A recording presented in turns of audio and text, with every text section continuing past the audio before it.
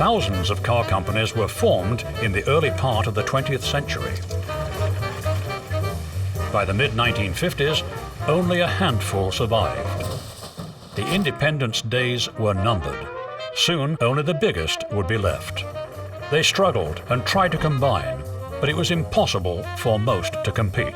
But all these vanished companies left their mark and fans for their orphan cars.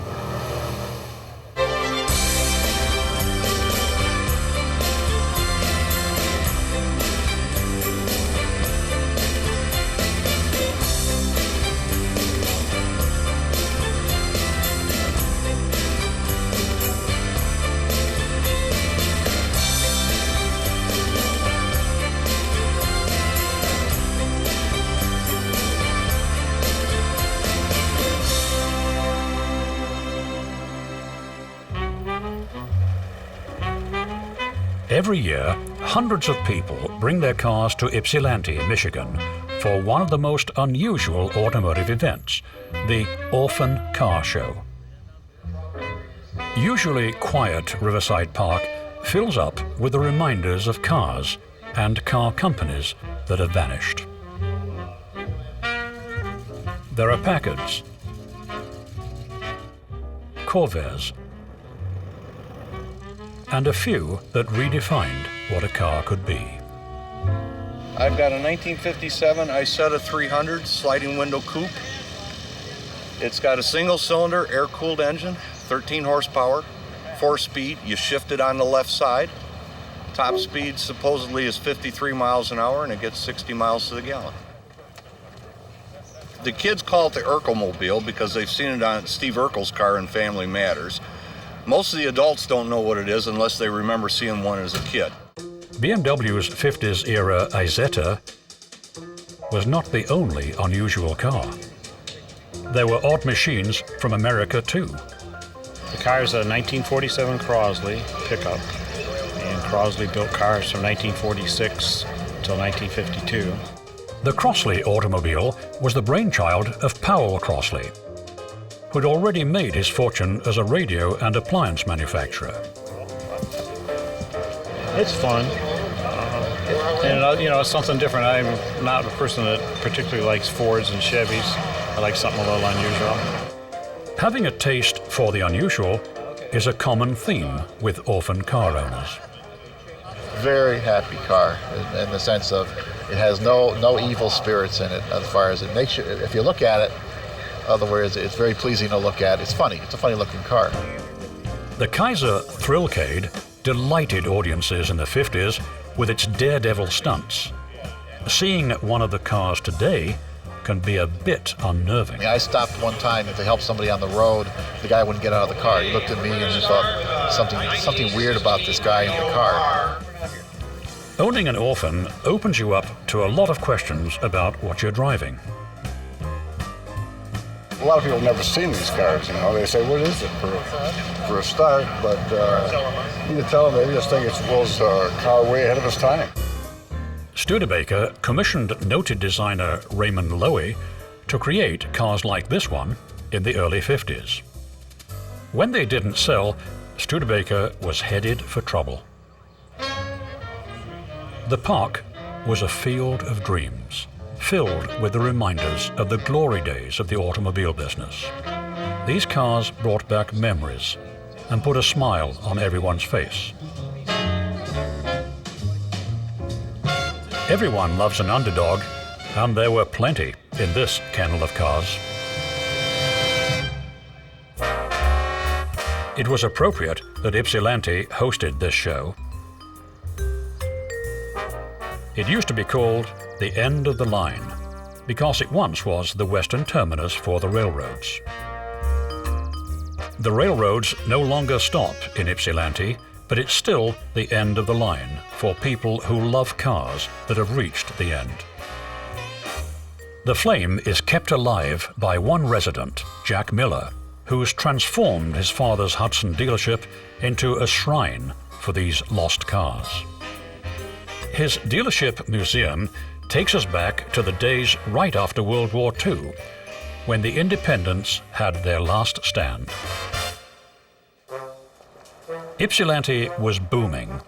Workers had poured into town to work at the nearby Willow Run bomber plant.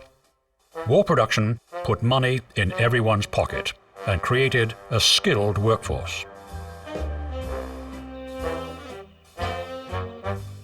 After the war, they all wanted to buy new cars.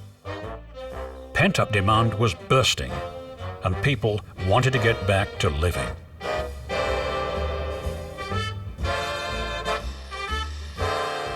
The big car companies couldn't retool from war production quickly enough to satisfy the onslaught of buyers. This created an opportunity for smaller, more flexible companies to fill the void. They could design and build a new car faster than the auto giants, and with less expense. Packard, Studebaker, Kaiser and Hudson rushed new cars out and beat the big three to market.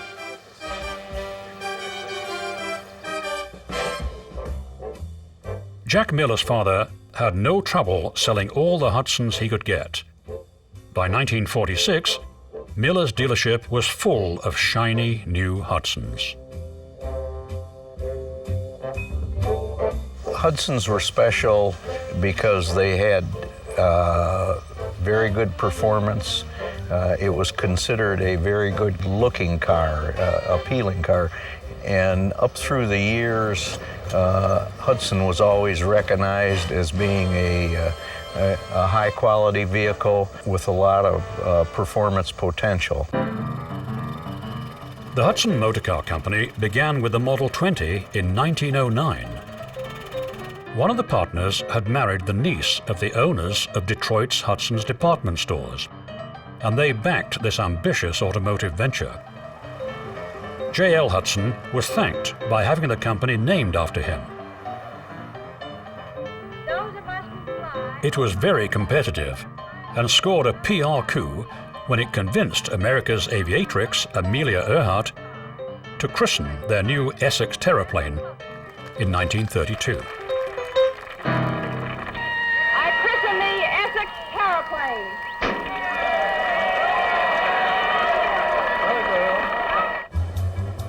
The Terraplane was rugged and fast. This was the value leader for the company during the 1930s. It set 46 speed and endurance records and helped to establish Hudson's performance reputation.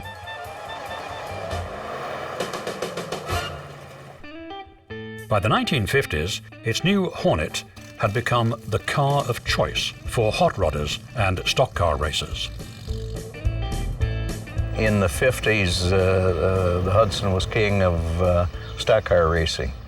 Just absolutely dominated it, not because it was the very fastest, but it had a combination of excellent roadability with its low center of gravity, the step-down design, where it was the first car you actually stepped down into, and of course in combination with the six-cylinder engine, 308 cubic inches, which was probably the largest at that time of anything, even a truck engine, and the availability of the dual carburetors. It was just an unbeatable combination.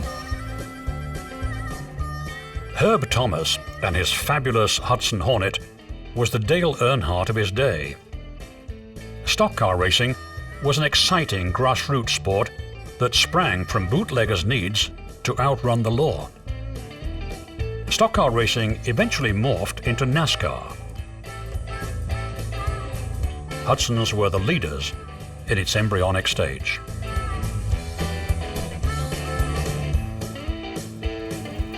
It was a great time for Hudson. No one thought it would ever end.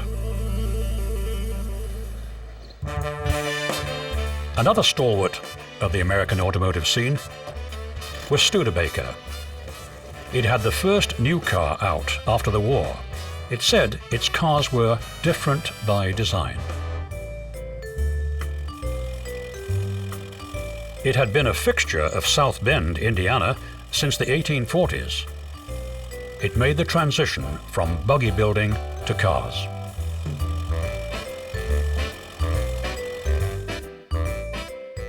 They hired a noted designer, Raymond Loewy, to help them create cars that stood out from the pack.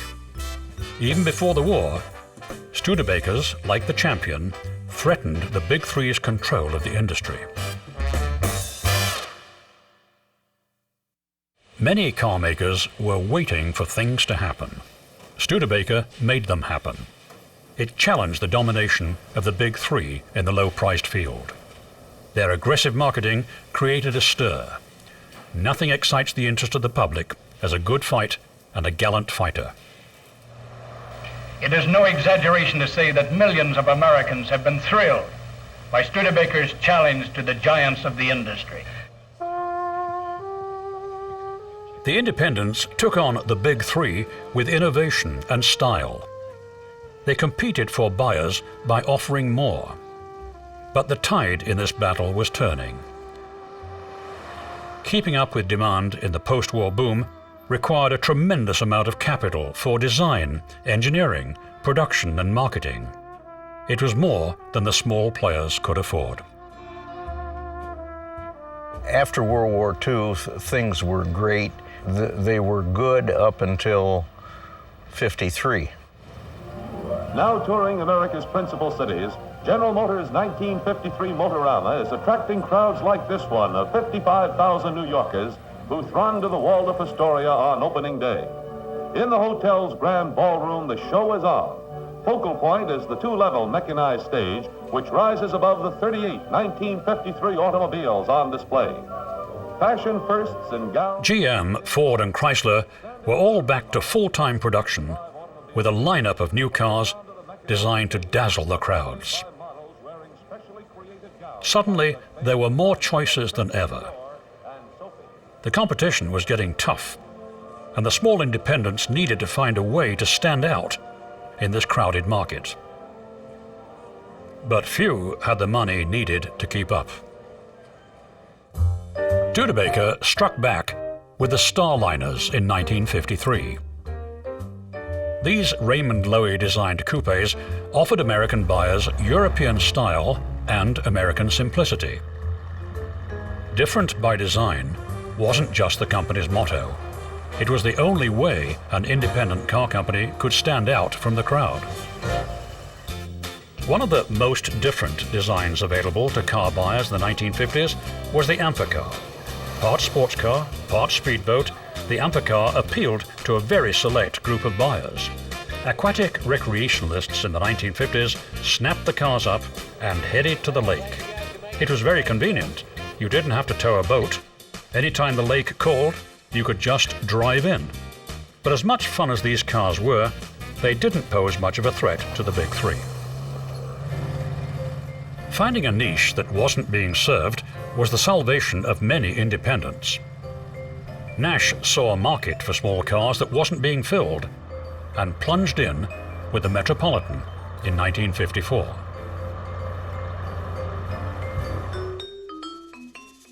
Nash's president, George Mason, looked at the ever larger cars that the competition was building and thought Americans would want an economy car.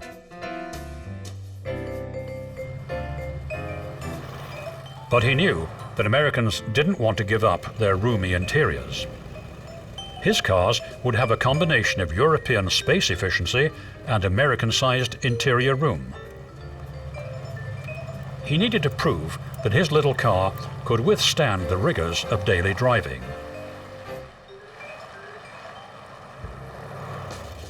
Mason put two cars through their paces at a NASCAR racetrack in North Carolina.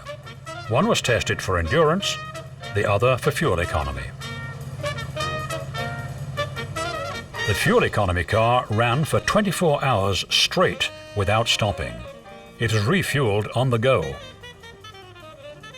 When it came time to change drivers, the new drivers had to hop in while the car kept going. The car got 41.57 miles per gallon. The endurance car average speed was 61.24 miles per hour. Neither car required any repairs or adjustments after the test.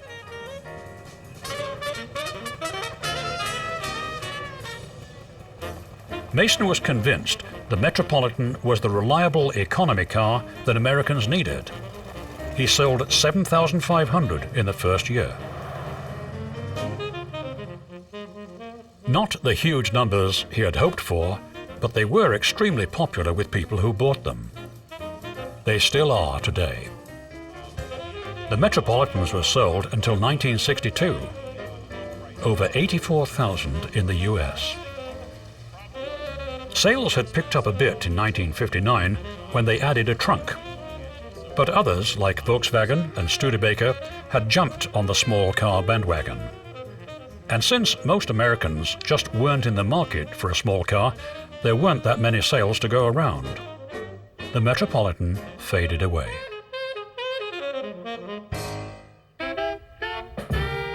The 1950s were a hard time for independent car makers. They didn't have the resources to compete with the giants in Detroit. One by one, they merged or disappeared. Hudson and Nash joined forces in 1954 to create American Motors. George Romney took over and tried to carve out a niche for the company with the Rambler. With the American Motors, the merger into American Motors with Nash, Hudson dealers got the Rambler, which was recognized and was very competitively priced, and that was a lot of dealers' salvation, including ours. The Rambler was bigger than the Metropolitan, but still delivered good fuel economy, and it was affordable. A new Rambler could be had for a little over $2,000, and a convertible for a few dollars more.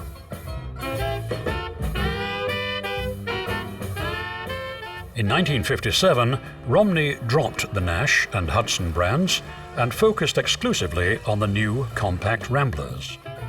AMC's sales quadrupled in 2 years and passed Plymouth to become the third best-selling make in the US.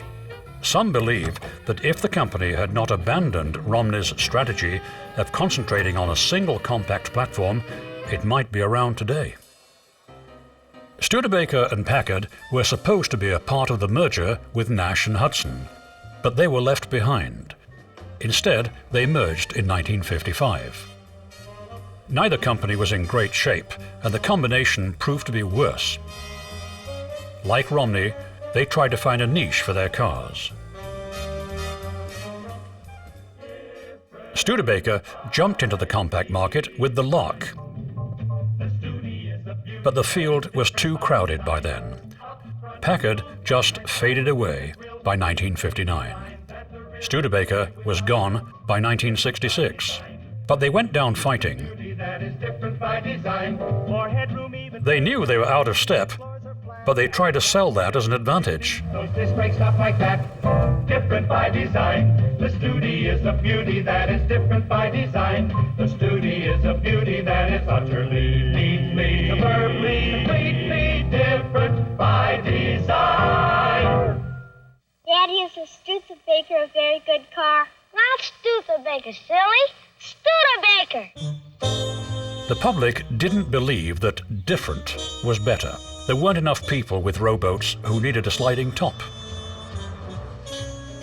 Its last-ditch effort was the Avanti in 1962.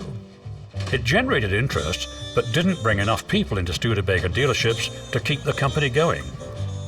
After 108 years, Studebaker was finally gone. In 1966, American Motors was the last independent standing. They'd abandoned Romney's small cars only philosophy and built a variety of models. These various models, like the Gremlin and the Pacer, didn't share common components like a chassis. AMC's cars couldn't amortize the expense of designing, engineering, and building.